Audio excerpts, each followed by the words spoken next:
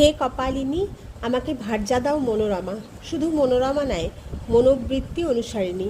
আমি যদি ভাবাতীত হই, ও হোক তদ্ভাব ভাবিত। আমাদের দৈহিক বিবাহ নয়, আত্মিক বিবাহ, আমাদের আত্মানন্দ।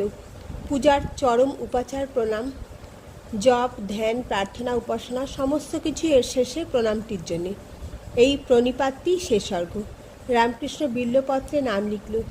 আগে আগে যত সাধন ভজন করেছে তার সব বেশবাস তোলা ছিল সযত্নে, তাই নামিয়ে একসঙ্গে করলে। রুদ্রাক্ষের মালা, কবচ, যা কিছু সাজ সরঞ্জাম ছিল তাও বাদ দিলে না। সকল আভরণ, সকল সাধন সিদ্ধির ধন একত্র করে সারদার পায়ে অঞ্জলি দিলে।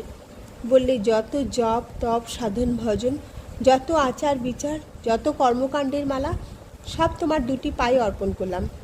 এ পূজাতেই আমার সমস্ত পূজার রীতি হলো। বলে সারদাকে প্রণাম করল রামকৃষ্ণ। সারদা দেখছে সব চোখ মেলে, কিন্তু সার নেই, মুখে কথা ফুটছে না। মৃন্ময়ীকে চিন্ময়ী করেছিল একদিন, আজ আবার অপ্রেমায়াকে প্রতিমায় নিয়ে এলো। সারদা শঙ্খ কঙ্কণধারিণী লোকমাতা। হে সর্বমঙ্গল স্বরূপা, সর্বার্থ সাধিকা, হে শরণদায়িনী ত্রিনয়নী, সনাতনী নারায়ণী, তোমাকে প্রণাম। আত্মনিবেদন করে রামকৃষ্ণ সমাধিস্থ হয়ে গেল। রাত্রি প্রায় 3 প্রহর। ধ্যান ভাঙল রামকৃষ্ণের।